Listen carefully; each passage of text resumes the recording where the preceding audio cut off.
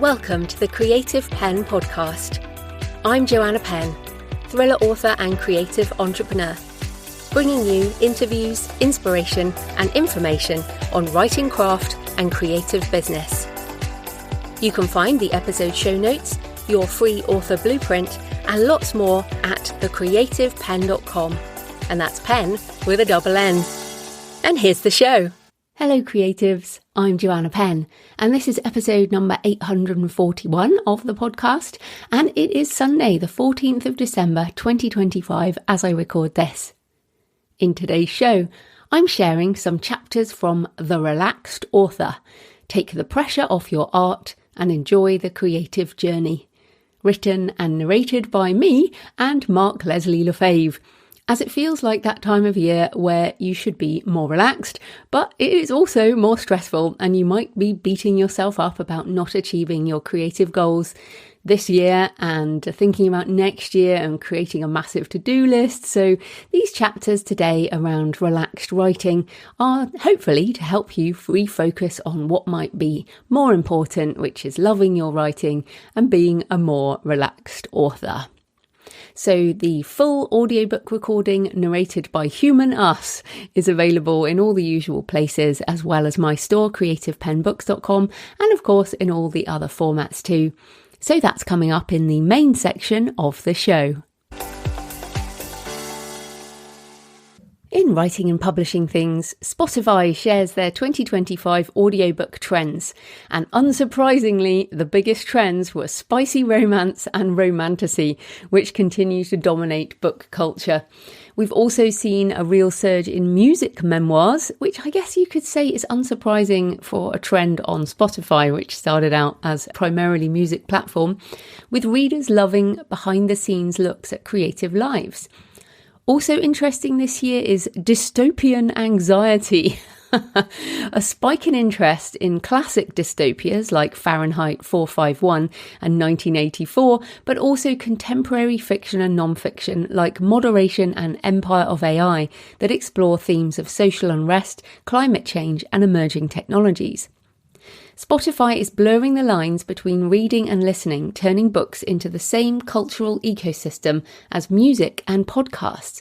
I think that is a really important point. The lines between, as certainly for me as a listener, I will be listening to a podcast and I'll hear an author talking, and then I'll go and on the same app I will go and download a sample, or I'll follow the audiobook or go and listen to a chapter or whatever. So I think it is a really interesting change in what's happened, where the line between podcasts and audio products and audiobooks are kind of mixing.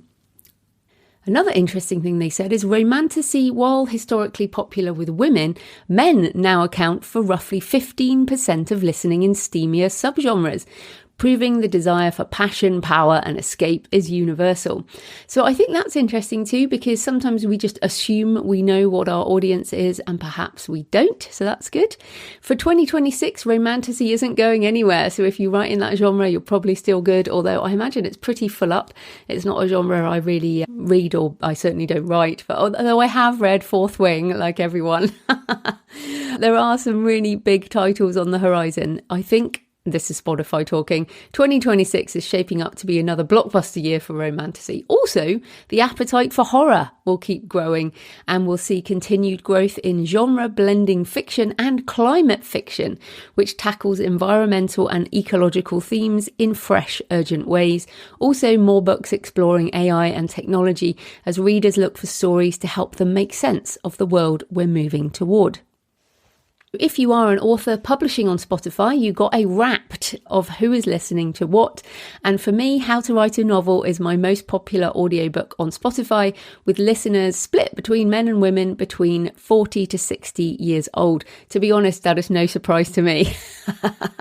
I feel like what happens often with us is we age, our audience ages with us. So our target market are often very much like us, so that is no surprise to me.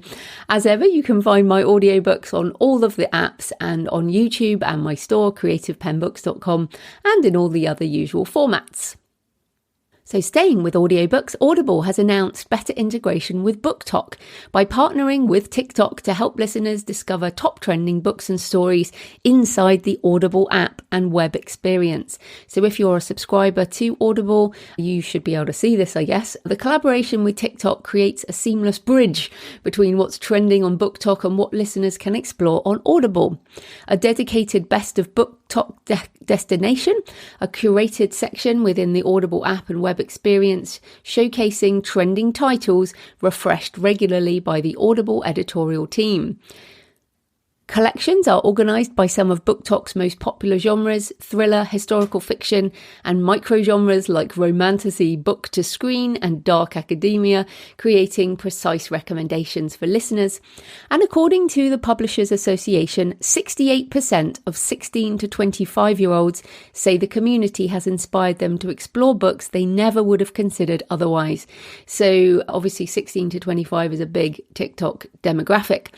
It is so interesting to see how audiobooks have changed over the last 20 years. I was thinking about this. You know, people say, oh, nothing much changes year to year. But if you look a decade apart or 2 decades apart, things have really, really changed.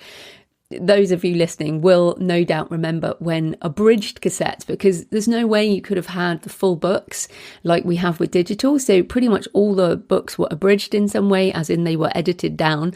But you'd get these sort of padded cassette cases from the library. There might have been a few in bookstores, but there were never very many. I mean, when DVDs came along, then things, I think, got a bit better. But in that DVD era, I didn't listen to audio, but I did as a younger person. I listened to cassettes and stuff.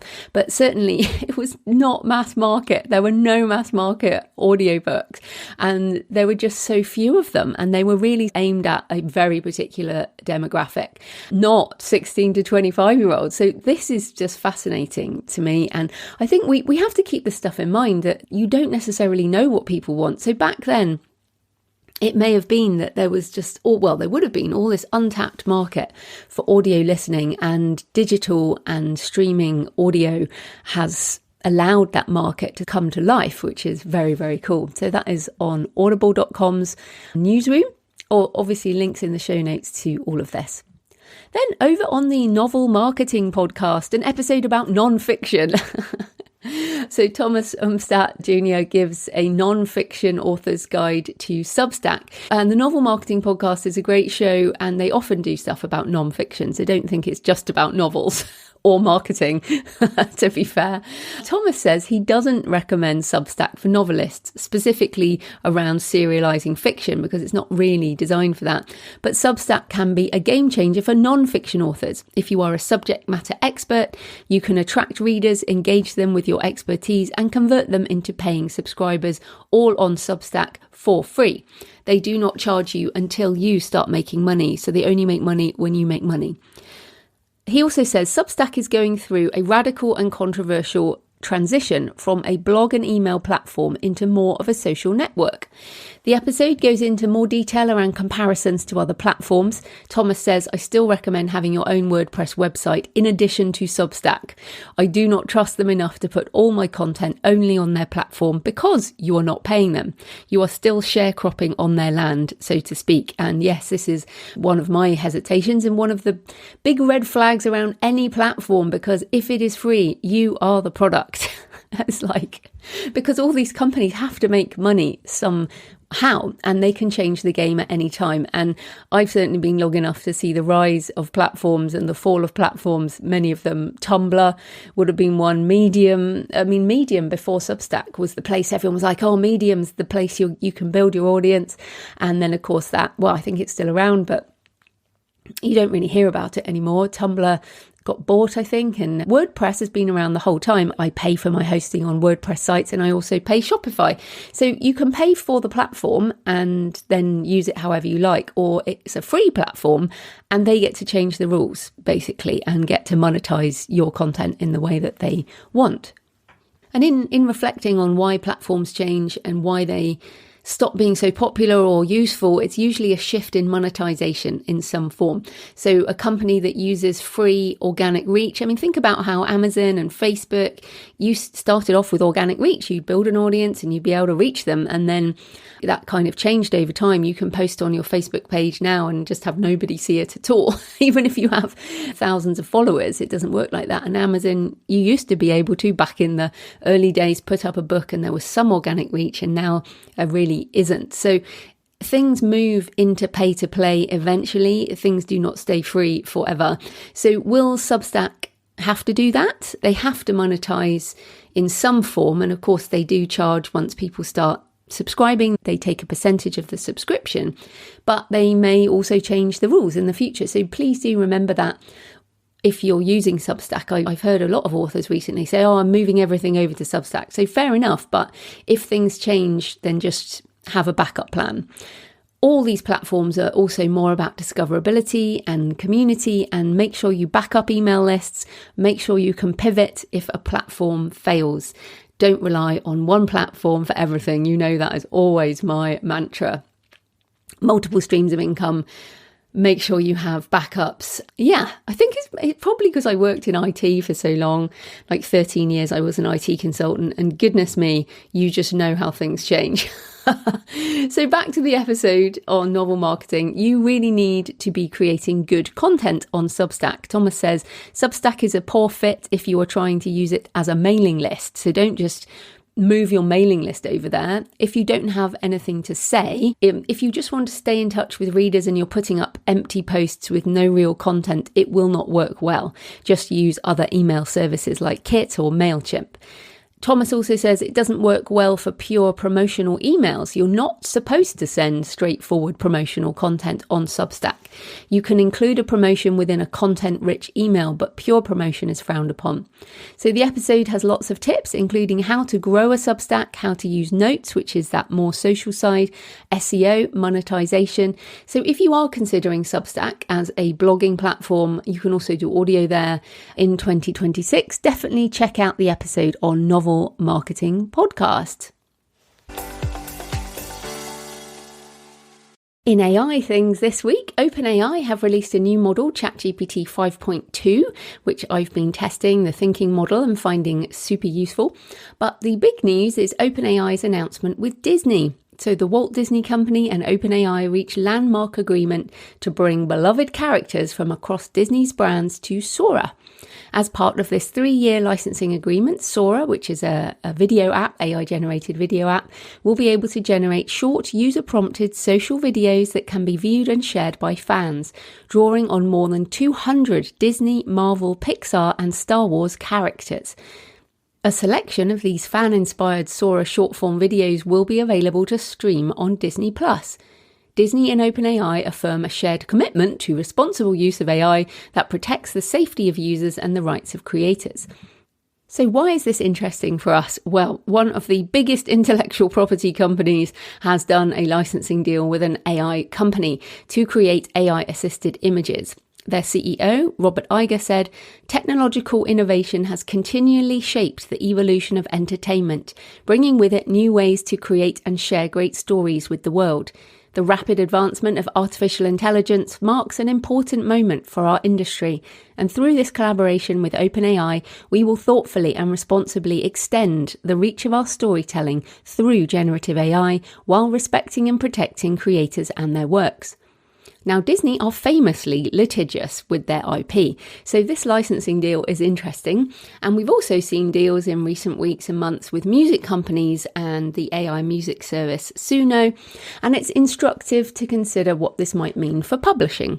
Now, of course, Disney is a publisher, and they have a lot of content from also licensing other people's IP, but this particular deal includes characters like Mickey Mouse, Ariel, Belle, Simba, Frozen, characters or other illustrated characters around Thor, Darth Vader, Yoda, Groot and others. Now, I love Groot. So I think that's pretty cool. It's an interesting expansion of what IP licensing for AI creativity could mean in 2026. Will we see lots of new ideas spinning out outside of Disney. So if they're going to bring in some of those videos from Sora, maybe they'll be like, okay, this is a really cool idea. Let's develop that. I'm sure they will be pulling things from this user-generated content. So if you have good ideas for those characters, or you want to play with them with your kids or whatever, then make some Sora videos over the holidays. Now, I still can't access Sora. It's still only in the US. For that app, I mean. Also noting this news is Mark Williams on the new publishing standard. Now, Mark is based in the Gambia in West Africa and always has a much more international slant away from the English language dominant markets, which is great because it gives us a new perspective. He quotes Robert Iger from Disney, the CEO, on the AI licensing deal. "No human generation has ever stood in the way of technological advance, and we don't intend to try. If it's going to happen regardless, then we'd rather participate in the dramatic growth rather than just watching it happen and essentially being disrupted by it." And of course, I agree with that. Participate rather than watch opportunity pass you by. And if you participate, you can be part of the inevitable disruption. So it's interesting that Disney are getting in on that. And Mark brings this into an article on AI licensing in India. He says, India's proposed mandatory AI licensing framework represents not merely a policy shift, but a fundamental realignment of the global AI landscape. So this is a new potential copyright law that says AI developers would gain access to all lawfully published copyrighted works for training through a mandatory blanket license. Copyright holders cannot opt out. Instead, they receive statutory remuneration through a centralised non-profit entity with payments linked to AI company revenues. That the transaction costs evaporate, the legal ambiguities dissolve, innovation accelerates.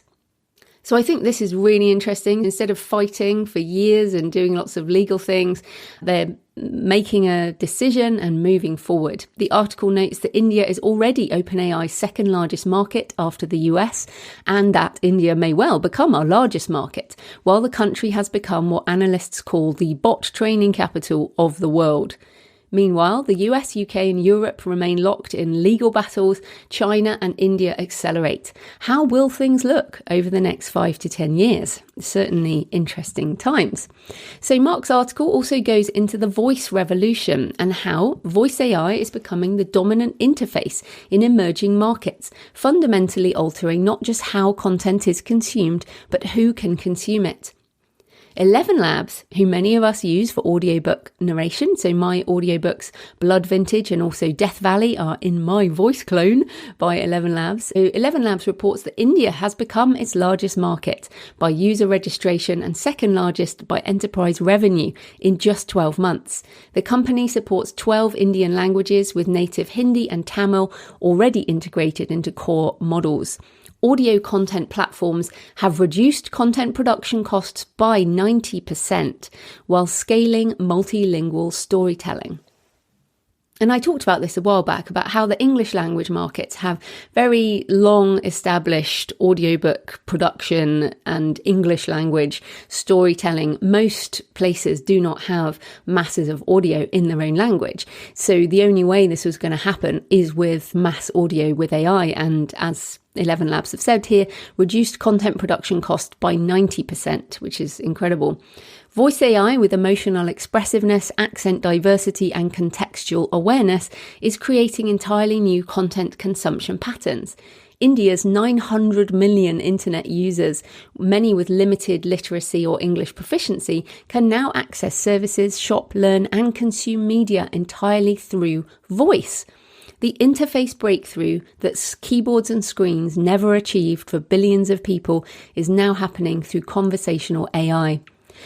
So Mark always writes really interesting articles on the new publishing standard. And because he is in West Africa and in a more developing market, it's so interesting to consider the things we take for granted. So he says, the Western publishing model assumes literate readers engaging with text on screens or paper.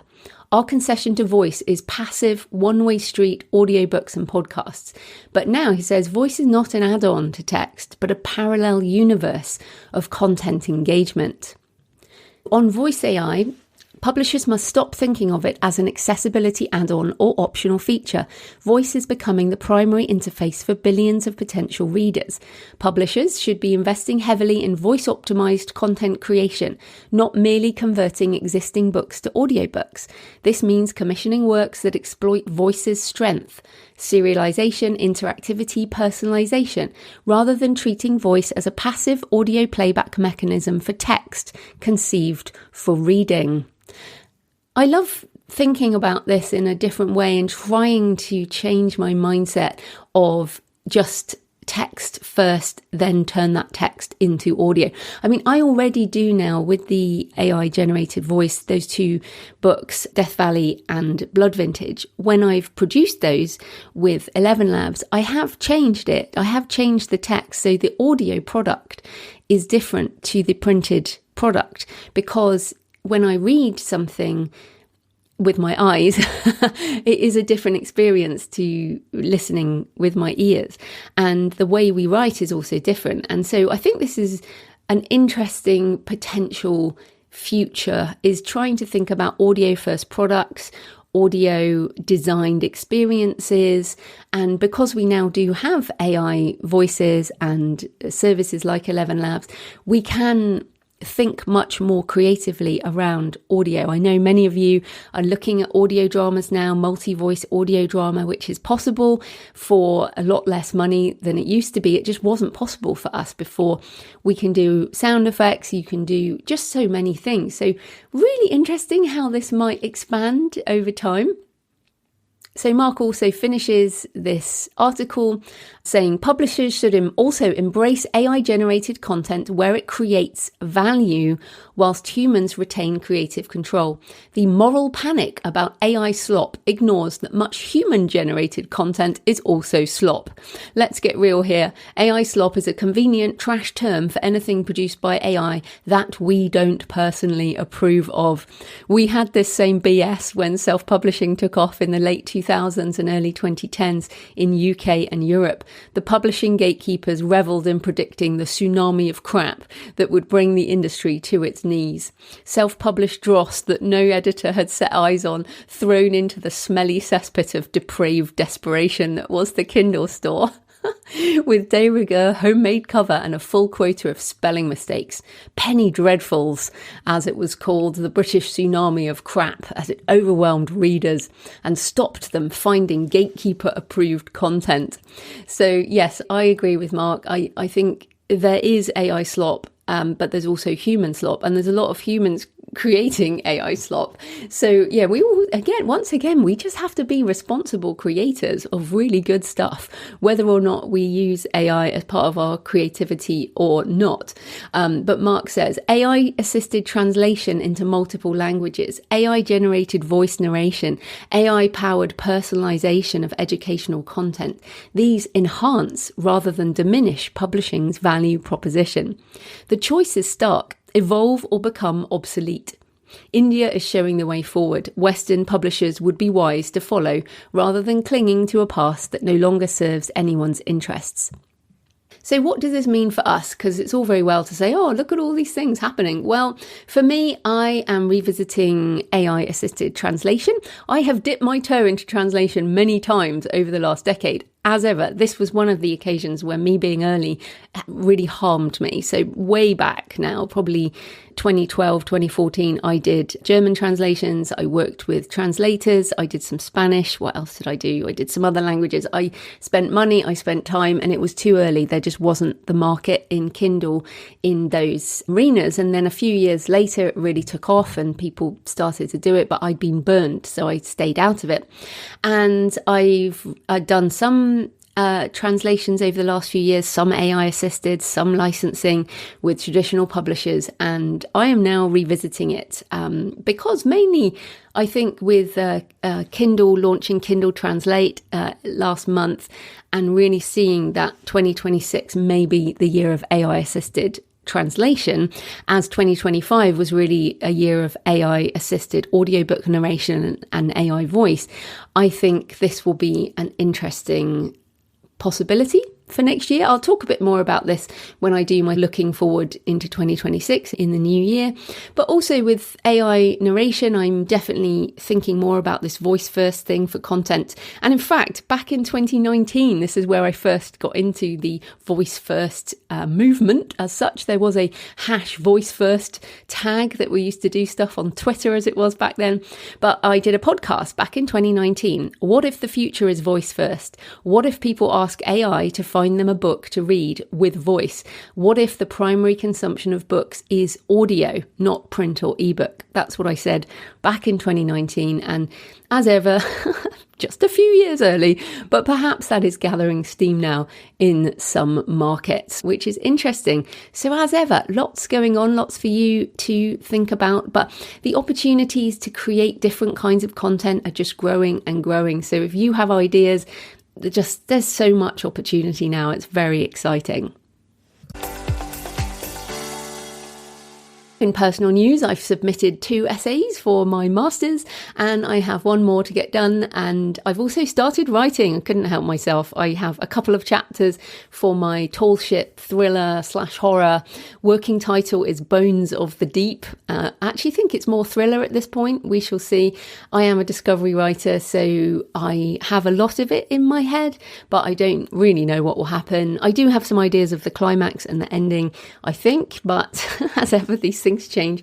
And it's very much inspired. I've talked before that I did this tall ship crossing from Fiji to Vanuatu back in 1999. The structure of the story is that crossing, but it's part of my master's in death and religion and culture. I've been writing, one of my essays is around the ethics of using body parts in museums, anatomy museums, as inspiration for fiction. So my book Desecration was inspired by an anatomy museum. And so I've really been looking into museum ethics, and museum ethics have changed a lot in the 14 years since I wrote Desecration, and the repatriation particularly of human remains of different indigenous groups.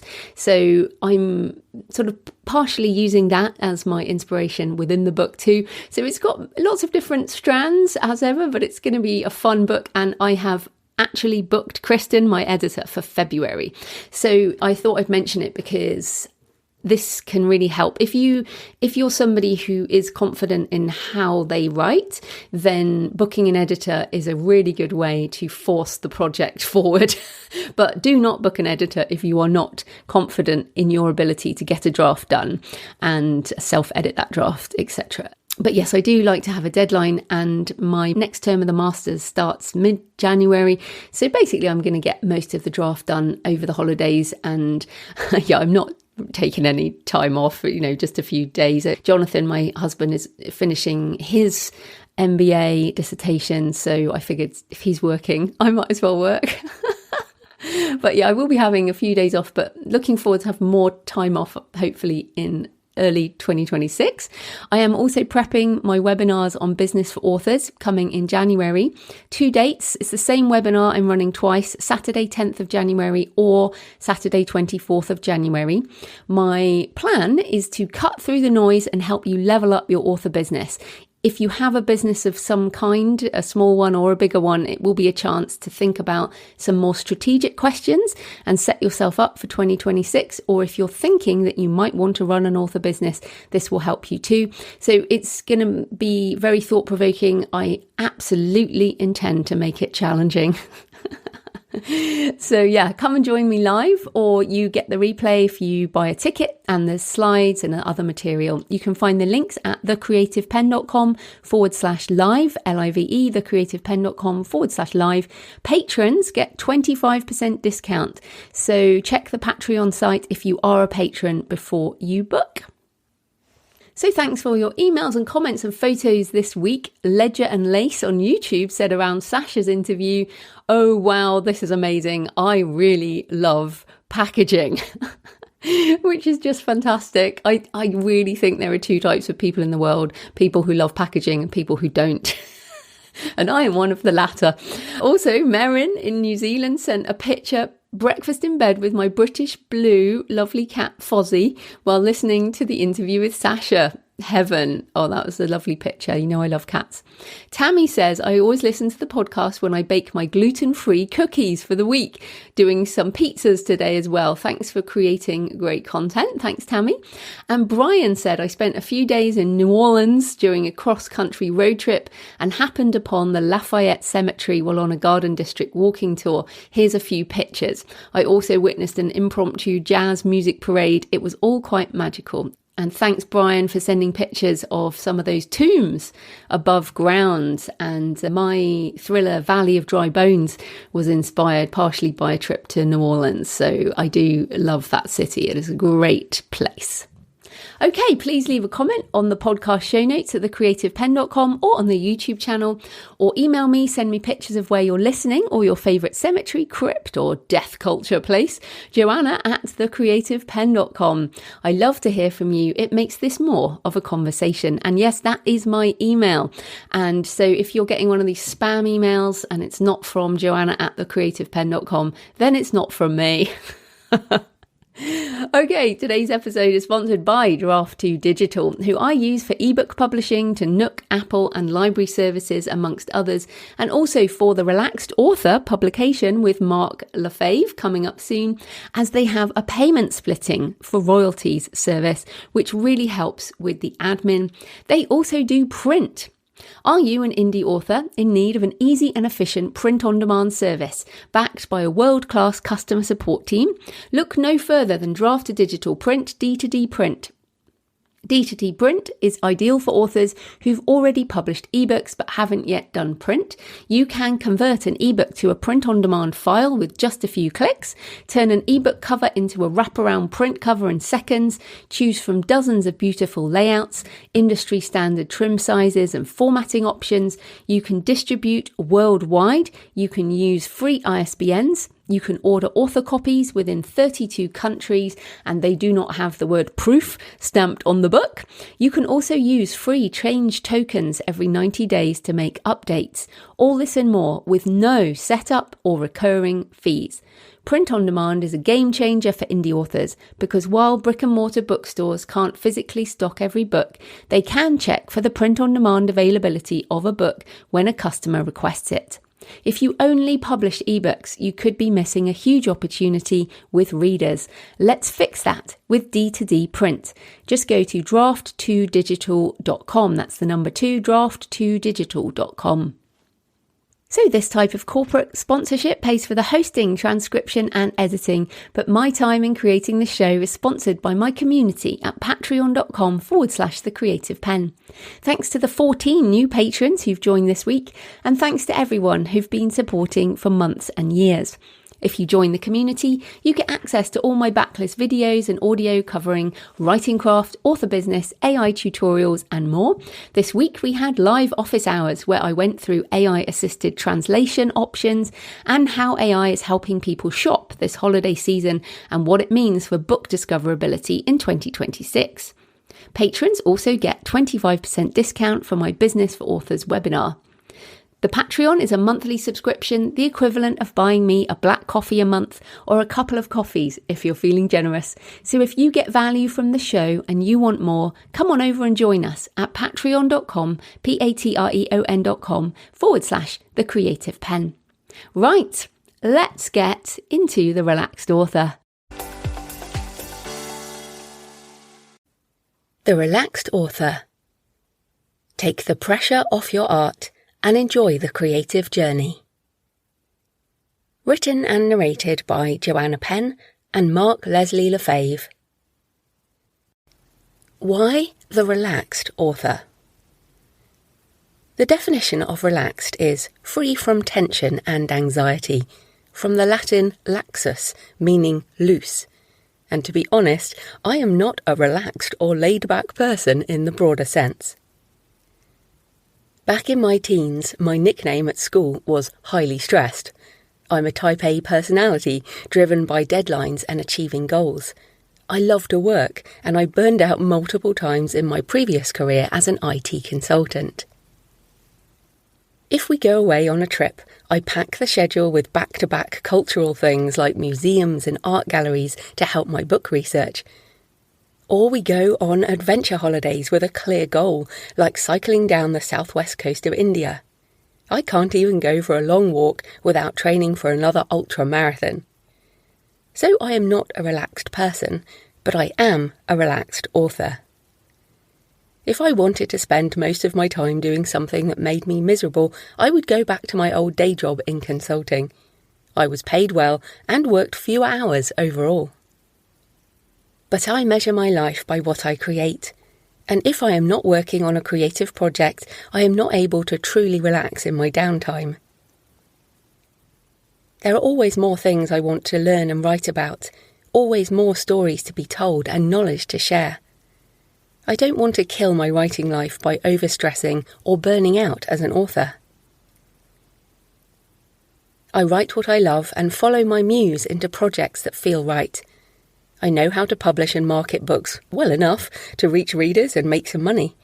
I have many different income streams through my books, podcast, and website. Of course, I still have my creative and business challenges, as well as mindset issues, just like any writer. That never goes away. But after a decade as a full-time author-entrepreneur, I have a mature creative business, and I've relaxed into the way I do things. I love to write, but I also want a full and happy, healthy life. I'm still learning and improving as the industry shifts, and I change too. I still have ambitious creative and financial goals, but I am going about them in a more relaxed way. And in this book, I'll share some of my experiences and tips in the hope that you can discover your relaxed path too. One of the most fundamental things you can do in your writing life is look at how you want to spend your time. I think back to the concept of you're often a reflection of the people you spend the most time with. Therefore, typically, your best friend, or perhaps your partner, is often a person you love spending time with.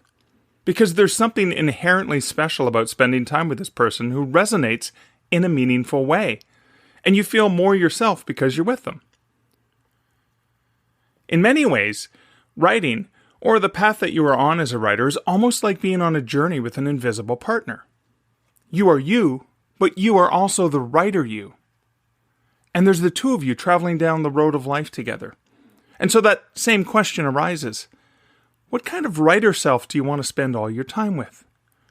Do you want to spend all your time with a partner that is constantly stressed out or constantly trying to reach deadlines based on someone else's prescription of what success is? Or would you rather spend time with a partner who pauses to take a contemplative look at your own life, your own comfort, your own passion, and the things that you're willing to commit to? Someone who allows that all to happen in a way that feels natural and comfortable to you. I'm a fan of the latter, of course, because then you can focus on the things you're passionate about and the things you're hopeful about, rather than the things you're fearful about and those that bring anxiety and stress into your life. To me, that's part of being a relaxed author, that underlying acceptance before you start to plan things out. If the writing life is a marathon, not a sprint, then pacing, not rushing, may be the key.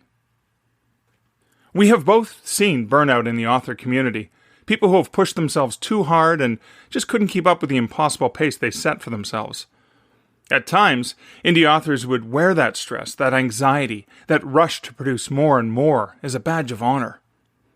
It's fine to be proud of the hard work that you do. It's fine to be proud of pushing yourself to always do better and be better. But when you push too far, beyond your limits, you can ultimately do yourself more harm than good. Everyone has their own unique pace, something that they are comfortable with. And one key is to experiment until you find that pace, and you can settle in for the long run. There's no looking over your shoulder at the other writers. There's no panicking about the ones outpacing you. You're in this with yourself. And, of course, with those readers who are anticipating those clearly communicated milestones of your releases. I think that what we both want for authors is to see them reaching those milestones at their own paces, in their own comfort, delighting in the fact their readers are there cheering them on. Because we'll be silently cheering them along as well, knowing that they've set a pace, making relaxed author lifestyle choices that will benefit them in the long run. I'm glad you're writing this book. I know I'm not the only author who wants peace, moments of joy, and to enjoy the journey. Indie publishing is a luxury that I remember not having. I don't want to lose my sense of gratitude. Anonymous.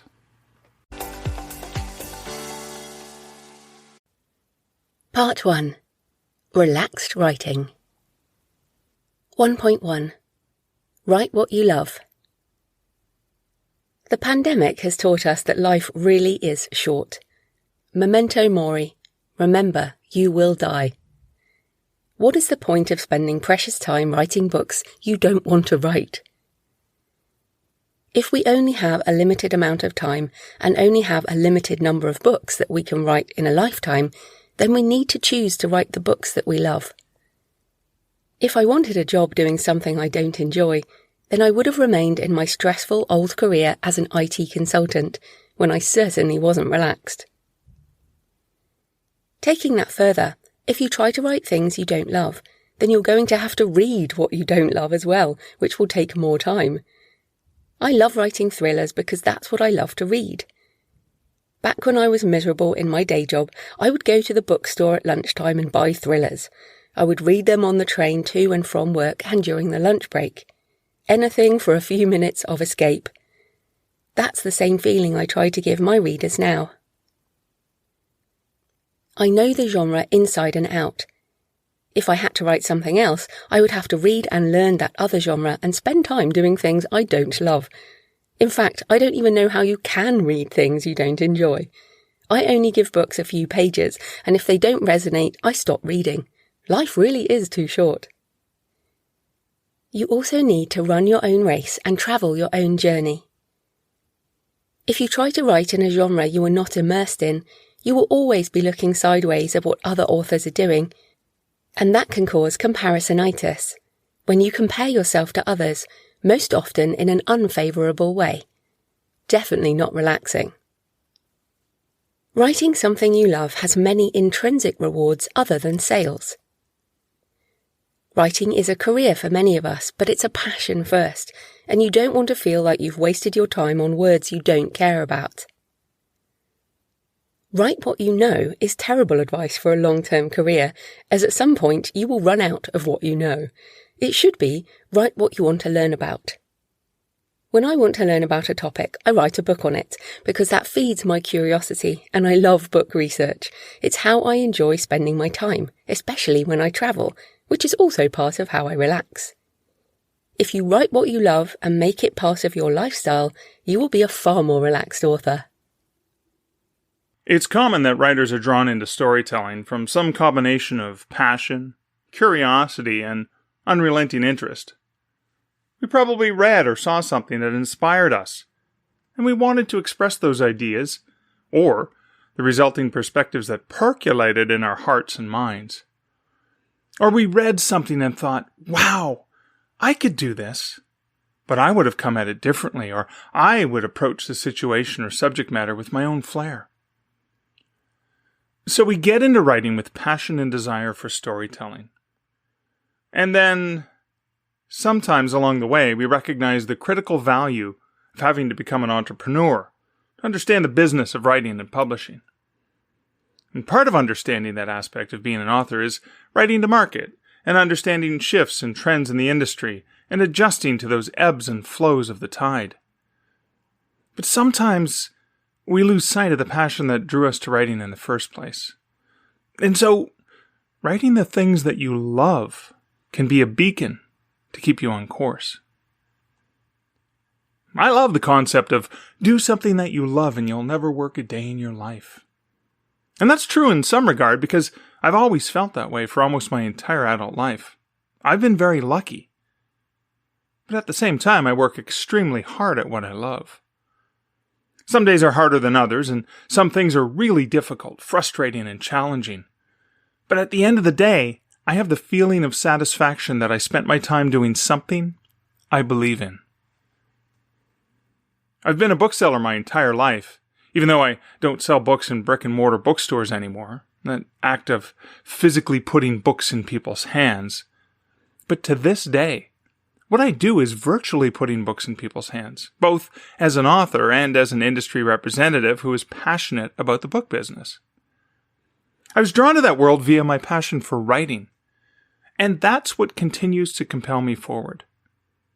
I tried to leave the corporate world to write full-time in 2018, but realized there was an intrinsic satisfaction to working in that realm, to embracing and sharing my insights and knowledge from that arena to help other writers. And I couldn't give that up. For me, the whole core, the whole essence of why I get up in the morning has to do with storytelling, creative inspiration, and wanting to inspire and inform other people to be the best that they can be in the business of writing and publishing. And that's what keeps me going when the days are hard. Passion is the inspiration to keep going. There are always going to be days that aren't easy. There will be unexpected barriers that hit you as a writer. You'll face that mid-novel slump or realize that you have to scrap an entire scene or even plot line and feel like going back and restarting is just too much. You might find the research required to be overwhelming or too difficult. There'll be days when the words don't flow or the inspiration that initially struck you seems to have abandoned you for greener pastures. Whatever it is, some unexpected frustration can create what can appear to be an insurmountable block. And when that happens, if it's a project you don't love, you're more likely to let those barriers get in your way and stop you. But if it's a project that you're passionate about, and you're writing what you love, that alone can be what greases the wheels and helps reduce that friction to keep you going. At the end of the day, writing what you love can be a honing, grounding, and centering beacon that allows you to want to wake up in the morning and enjoy the process as much as possible, even when the hard work comes along. For me, relaxation comes from writing what I know and love and trusting the emergent process. As a discovery writer, I experience great joys when the story, characters, and dialogue simply emerge in their own time and their own way. It feels wonderful. Valerie Andrews. Writing makes me a relaxed author. Just getting lost in a story of my own creation, discovering new places, and learning what makes my characters tick is the best way I know of relaxing. Even the tricky parts, when I have no idea where I'm going next, have a special kind of charm. Imogen Clark. 1.2. Write at your own pace. Writing at your own pace will help you be a more relaxed author because you're not stressing out by trying to keep up with someone else. Of course, we all struggle with comparing ourselves to others. Take a quick look around and you can always find someone who has written more books than you. Nora Roberts, traditionally published author, writes a book a month. Lindsay Broker, fantasy indie author, writes a book a month of over 100,000 words. If you compare yourself to someone else and you try to write at their pace, that is not going to be your relaxed schedule. On the other hand, if you compare yourself to Donna Tartt, who writes one book every decade, you might feel like some speed demon crushing that word count and mastering rapid release. Looking at what others are doing could result in you thinking you're really slow, or you could think that you're super fast. What does that kind of comparison actually get you? I remember going to see a talk by Canadian literary author Farley Mowat when I was a young, budding writer. I'll never forget one thing he said from that stage. Any book that takes you less than 4 years to write is not a real book. Young teenage Mark was devastated, hurt, and disappointed to hear him say that because my favorite author at the time, Piers Anthony, was writing and publishing 2 to 3 novels a year. I loved his stuff, and his fantasy and science fiction had been an important inspiration in my writing at that time. The personal notes I add to the end of my stories and novels came from enjoying his so much. That focus on there being only a single way, a single pace to write, ended up preventing me from enjoying the books I'd already been loving because I was doing that comparisonitis Joanna talks about, but as a reader. I took someone else's perspective too much to heart, and I let that ruin a good thing that had brought me personal joy and pleasure. It works the same way as a writer. because we have likely developed a pattern or a way that works for us that is our own. We all have a pace that we comfortably walk, a way we prefer to drive, a pattern or style of how and when and what we prefer to eat. We all have our own unique comfort food. There are these patterns that we're comfortable with, and potentially because they are natural to us. If you try to force yourself to write at a pace that's not natural to you, things can go south in your writing and your mental health. And I'm not suggesting any particular pace except for the one that's most natural and comfortable to you. If writing fast is something that you're passionate about and you're good at it, and it's something you naturally do, why would you stop yourself from doing that? Just like if you're a slow writer and you're trying to write fast, why are you doing that to yourself? There's a common pop song line used by numerous bands over the years that exhorts you to shake what you got. I like to think the same thing applies here. And do it with pride and conviction, because what you got is unique and awesome. Own it. Shake it with pride. You have a way you write and a word count per writing session that works for you. And along with that, you likely know what time you can assign to writing because of other commitments like family time, leisure time, and work, assuming you're not a full-time writer. Simple math can provide you with a way to determine how long it will take to get your first draft written, so your path and plans are clear, and you simply take the approach that aligns with your writer DNA. Understanding what that pace is for you helps alleviate an incredible amount of stress that you do not need to thrust upon yourself. Because if you're not going to be able to enjoy it while you're doing it, what's the point? Your pace might change project to project. While your pace can change over time, your pace can also change project to project. And sometimes the time actually spent writing can be a smaller portion of the larger work involved. I was on a panel at a conference once, and someone asked me how long it took to write my nonfiction book of ghost stories, Haunted Hamilton. About 4 days, I responded. And while that's true, I crafted the first draft over 4 long and exhausting days, writing as much as 16 hours each day. The reality was I'd been doing research for months. But the pen didn't actually hit the paper until just a few days before my deadline to turn the book over to my editor. That was for a nonfiction book, but I found I do similar things with fiction. I noodle over concepts and ideas for months before I actually commit words to the page. The reason this comes to mind is that I think it's important to recognize the way that I write is I first spend a lot of time in my head to understand and chew on things. And then by the time it comes to actually getting the words onto the paper, I've already done much of the pre-writing mentally. It's sometimes not fair when you're comparing yourself to someone else to look at how long they physically spend in front of a keyboard hammering on that word count, because they might have spent a significantly longer amount of time either outlining or conceptualizing the story in their mind or in their heart before they sat down to write. So that's part of the pace too, because sometimes if we only look at the time spent at the writer's desk, we fool ourselves when we think that we're a slow writer or a fast writer. Your pace will change over your career. My first novel took 14 months, and now I can write a first draft in about 6 weeks because I have more experience. It's also more relaxing for me to write a book now than it was in the beginning because I didn't know what I was doing back then. Your pace will change per project.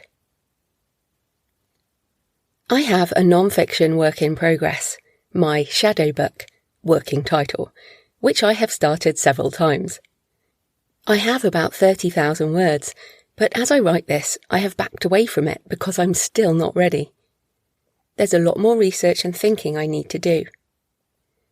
Similarly, some people take years writing a memoir or a book with such emotional or personal depth that it needs more to bring it to life.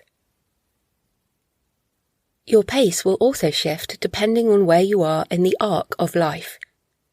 Perhaps you have young kids right now, or you have a health issue, or you're caring for someone who is ill. Perhaps you have a demanding day job, so you have less time to write. Perhaps you really need extended time away from writing, or just a holiday. Or maybe there's a global pandemic and frankly you're too stressed to write. The key to pacing in a book is variability, and that's true of life too. Write at the pace that works for you, and don't be afraid to change it as you need to over time. I think the biggest thing for me is reminding myself that I'm in this to write. Sometimes I can get caught up in all the moving pieces of editing and publishing and marketing, but the longer I go without writing, or only writing because I have to get the next thing done instead of for enjoyment, the more stressed and anxious I become. But if I make time to fit in what I truly love, which is the process of writing without putting pressure on myself to meet a deadline or to be perfect or to meet someone else's expectations, that's when I become truly relaxed. Aerial ceiling. 1.3. Write in a series, if you want to. I have some standalone books, but most of them are in series, both for nonfiction and for my fiction as J.F. Penn. It's how I like to read and write. As we draft this book, I'm also writing book 12 in my Arcane series, Tomb of Relics. It's relaxing because I know my characters, I know my world, I know the structure of how an arcane story goes. I know what to put in to please my readers. I have already done the work to set up the series world and the main characters, and now all I need is a plot and an antagonist. It's also quicker to write and edit because I've done it before. Of course, you need to put in the work initially so the series comes together, but once you've set that all up, each subsequent book is easier. You can also be more relaxed because you already have an audience who will, hopefully, buy the book because they bought the others. You will know approximately how many sales you'll get on launch, and there will be people ready to review. Writing in a non-fiction series is also a really good idea because you know your audience and you can offer them more books, products and services that will help them within a niche. While they might not be sequential, they should be around the same topic. For example, this is part of my Books for Authors series. Financially, it makes sense to have a series as you will earn more revenue per customer as they will, hopefully, buy more than one book. It's also easier and more relaxing to market as you can set one book to free or a limited time discount and drive sales through to other books in the series. Essentially, writing a book in a series makes it easier to fulfill both creative and financial goals. However, if you love to read and write standalone books, and some genres suit standalones better than series anyway, then, of course, go with what works for you. I like to equate this to no matter where you travel in the world, if you find a McDonald's, you pretty much know what's on the menu, and you know what to expect. When you're writing a series, it's like returning to hang out with old friends. You know their backstory, you know their history, so you can easily fall into a new conversation about something and not have to get caught up on understanding what you have in common. So that's an enormous benefit of relaxing into something like, oh, I'm sitting down over coffee, chatting with some old friends. They're telling me a new story about something that happened to them. I know who they are. I know what they're made of. And this new plot, this new situation, they may have new goals, they may have new ways they're going to grow as characters, but they're still the same people that we know and love. And that's a huge benefit that I only discovered recently because I'm only right now working on book 4 in my Canadian Werewolf series. Prior to that, I had 3 different novels that were all the first book in a series with no book 2. And it was stressful for me. Writing anything seemed to take forever. I was causing myself anxiety by jumping around and writing new works, as opposed to realizing I could go visit a locale I'm familiar and comfortable with. And I can see new things in the same locale, just like sometimes you can see new things in people you know and love already, especially when you introduce something new into the world and you see how they react to it. For me, there's nothing more wonderful than that sort of homecoming. It's like a nostalgic feeling when you do that. I've seen a repeated pattern where writers spend years writing the first book, I started A Canadian Werewolf in New York in 2006, and I did not publish it until 10 years later, after finishing it in 2015. FYI, that wasn't my first novel. I had written 3 and published one of them prior to that. That first novel can take so long because you're learning. You're learning about your characters, about the craft, about the practice of writing, about the processes that you're testing along the way. And if you're working on your first book and it's taking longer than planned, please don't beat yourself up for that. It's a process. Sometimes that process takes more time. I sometimes wonder if this is related to our perception of time as we age. When you're 10 years old, a day compared to your lifetime is a significant amount of time. And thinking about a year later is considering a time that is 1/10 of your life. When you have a few more decades or more under your belt, that year is a smaller part of the whole. If you're 30, a year is only 1/30th of your life, a much smaller piece. Just having written more books, particularly in a series, removes the pressure of that one book to represent all of you as a writer. I had initial anxiety at writing the second book in my Canadian Werewolf series. Book 2 was more terrifying in some ways than Book 1 because, finally, after all this time, I had something good that I didn't want to ruin. Should I leave well enough alone? But I was asked to write a short story to a theme in an anthology, and using my main character from that first novel allowed me to discover I could have more fun spending more time with these characters in this world. And I also realized that people wanted to read more about those characters. I didn't just want to write about them, but other people wanted to read about them too. And that makes the process so much easier to keep going with them. So one of the other benefits that helps to relax me as a writer working on a series is I have a better understanding of who my audience is and who my readers are and who will want this and who will appreciate it. So I know what worked. I know what resonated with them, and I know I can give them that next thing. I have discovered that writing in a series is a far more relaxed way of understanding your target audience better. Because it's not just a single shot in the dark, it's a consistent, ongoing stream. Let me reflect on a bit of a caveat, because I'm not suggesting sticking to only a single series or universe. As writers, we have plenty of ideas and inspirations, and it's okay to embrace some of the other ones that come to us. When I think about the Canadian rock trio Rush, a band that produced 19 studio albums and toured for 40 years, I acknowledge a very consistent band over the decades. And yet, they weren't the same band that they were when they started playing together, even though it was the same 3 guys since Neil Peart joined Geddy Lee and Alex Lifeson. They changed what they wrote about, what they sang about, themes, styles, approaches to making music, all of this. They adapted and changed their style at least a dozen times over the course of their career. No album was exactly like the previous album, and they experimented, and they tried things. But there was a consistency of the audience that went along with them. And as writers, we can potentially have that same thing where we know there are going to be people who will follow us. Think about Stephen King, a writer who's been writing in many different subjects and genres. And yet there's a core group of people who will enjoy everything he writes. And he has that constant reader he always keeps in mind. And so, when we write in a series, we're thinking about that constant reader in a more relaxed way. Because that constant reader, like our characters, like our worlds, like our universes, is like we're just returning to a comfortable, cozy spot where we're just going to hang out with some good friends for a bit. Or, as the contemplative Rush song Time Stands Still expresses, the simple comfort and desire of spending some quality time having a drink with a friend. 1.4.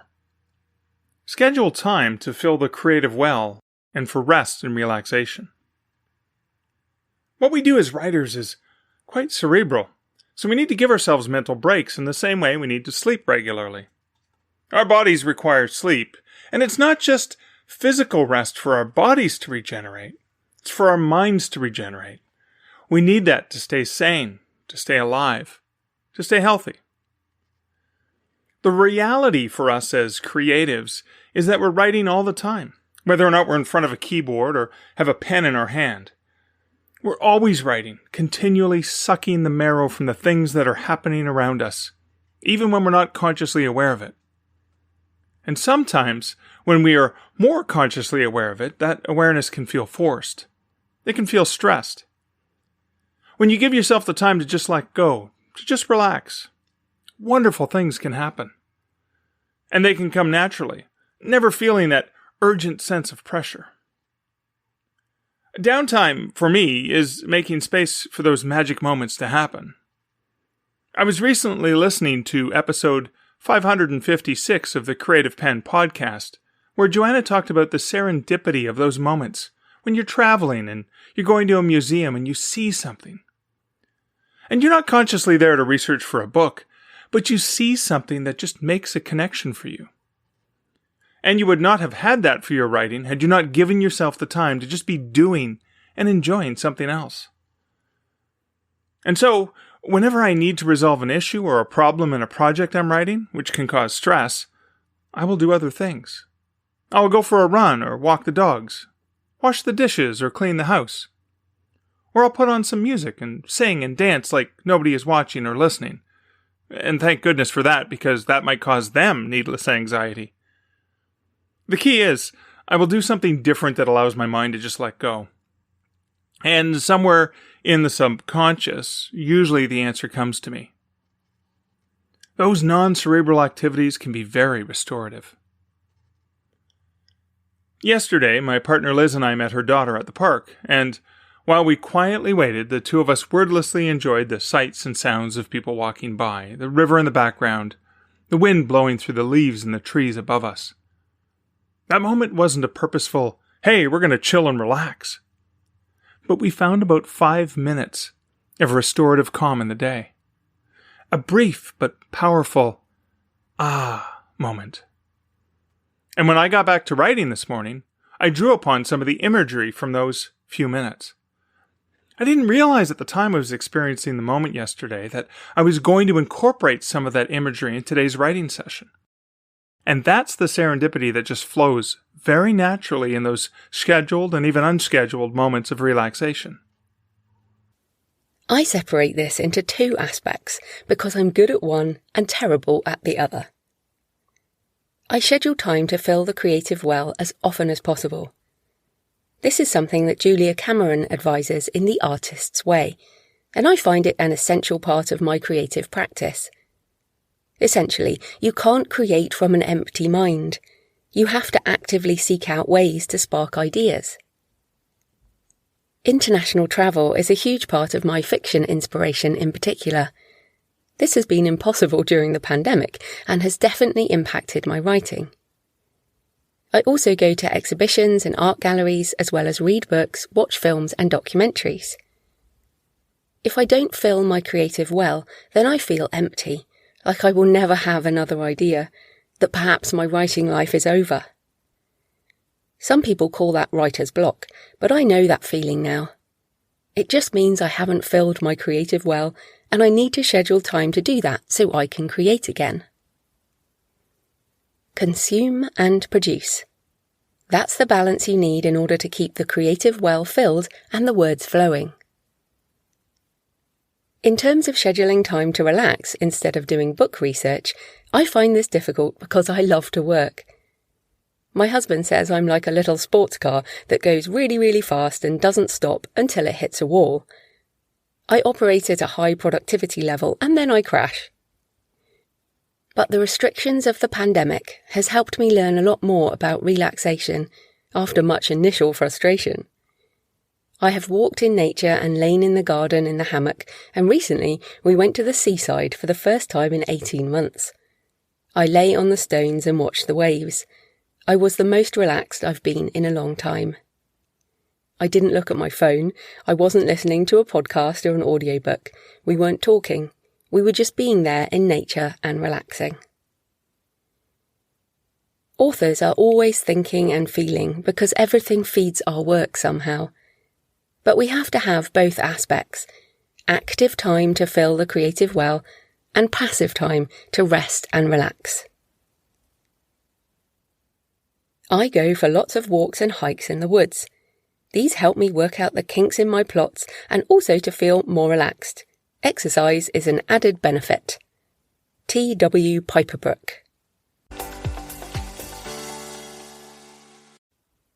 1.5.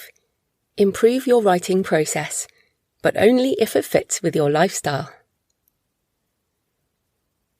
A lot of stress can occur in writing if we try to change or improve our process too far beyond our natural way of doing things. For example, trying to be a detailed plotter with a spreadsheet when you're really a discovery writer, or trying to dictate 5,000 words per hour when you find it easier to handwrite slowly into a journal. Productivity tips from other writers can really help you tweak your personal process, but only if they work for you. And I say this as someone who has a book on productivity for authors. Of course, it's a good idea to improve things, but once you try something, analyse whether it works for you, either with data or just how you feel. If it works, great, adopt it into your process. If it doesn't work, then discard it. For example, I wrote my first novel in Microsoft Word. When I discovered Scrivener, I changed my process and never looked back because it made my life so much easier. I don't write in order, and Scrivener made it easier to move things around. I also discovered that it was easier for me to get into my first draft writing and creating when I was away from the desk I use for business, podcasting, and marketing tasks. I started to write in a local cafe and later on in a co-working space. During the pandemic lockdown, I used specific playlists to create a form of separation as I couldn't physically go somewhere else. Editing is an important part of the writing process, but you have to find what works for you, which will also change over time. Some authors are more relaxed with a messy first draft, then rounds of rewrites while working with multiple editors. Others do one careful draft and then use a proofreader to check the finished book. There are as many ways to write as there are writers. A relaxed author chooses the process that works in the most effective way for them and makes the book the best it can be.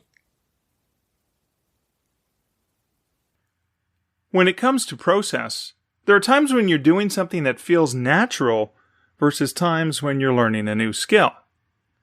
Consciously and purposefully learning new skills can be stressful, particularly because it's something we often put so much emphasis or importance upon.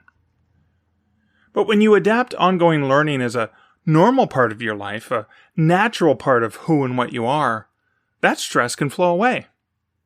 I'm always about learning new skills, but over time, I've learned how to absorb learning into my everyday processes. I'm a pantser, or discovery writer, or whatever term we can apply that makes us feel better about it. And every time I've tried to stringently outline a book, it has been a stressful experience, and I've not been satisfied with the process or the result. Perhaps I satisfied the part of me that thought I wanted to be more like other writers, but I didn't satisfy the creative person in me. I was denying that flow that has worked for me. I did, of course, naturally introduce a few new learnings into my attempts to outline, so I stuck with those elements that worked, and abandoned the elements that weren't working or were causing me stress. The thought of self-improvement often comes with images of blood, sweat, and tears. It doesn't have to. You don't have to bleed to do this. It can be something that you do at your own pace. You can do it in a way that you're comfortable with, so it's causing you no stress, but allowing you to learn and grow and improve. And if it doesn't work, but you force yourself to keep doing it because a famous writer or a six-figure author said, "This is the way to do it," you create pressure. And when you don't do it that way, you can think of yourself as a failure as opposed to thinking of it as, no, this is just the way that I do things. When you accept how you do things, if they result in effectively getting things done and feeling good about it at the same time, you have less resistance, you have less friction, you have less tension. Constantly learning, adapting, and evolving is good. But forcing ourselves to try to be or do something that we are not or that doesn't work for us, that causes needless anxiety. I think a large part of it comes down to reminding myself why I write. This can mean looking back at positive reviews so I can see how much joy others get from my writing, or even just writing something brand new for the sake of exploring an idea. Writing something just for me, rather than for an audience, reminds me how much I enjoy writing, which helps me to unwind a bit and approach my projects with more playfulness. I see Sedgwick. So I hope you found the Relaxed Author chapters useful, and you can get the whole book with sections on relaxed publishing, relaxed marketing and relaxed business at creativepenbooks.com, or on your favourite retailer, or on the YouTube channel at The Creative Pen. And the book is in all the usual formats. And yes, that is human us narrating. Okay, please leave a comment on the podcast show notes at thecreativepen.com, or on the YouTube channel, or email me, joanna@thecreativepen.com. Also, send me pictures of where you're listening, or your favourite cemetery or churchyard. Next Monday, there is no show as it is Christmas week, but I will be back before the end of the year with a roundup reflecting on my goals for the year and how I did and what changed, since I never end up doing exactly what I intended to do. I'll also have a New Year episode with my goals for 2026 and what might lay ahead for the publishing industry.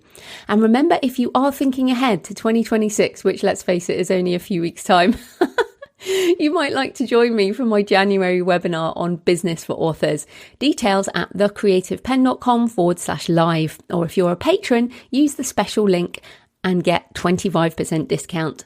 In the meantime, happy Christmas or happy holidays wherever you are in the world. Happy writing, and I'll see you next time. Thanks for listening today. I hope you found it helpful. You can find the backlist episodes and show notes at thecreativepen.com/podcast. And you can get your free author blueprint at thecreativepen.com/blueprint. If you'd like to connect, you can find me on Facebook and X at The Creative Pen, or on Instagram and Facebook at JFPenAuthor. Happy writing, and I'll see you next time.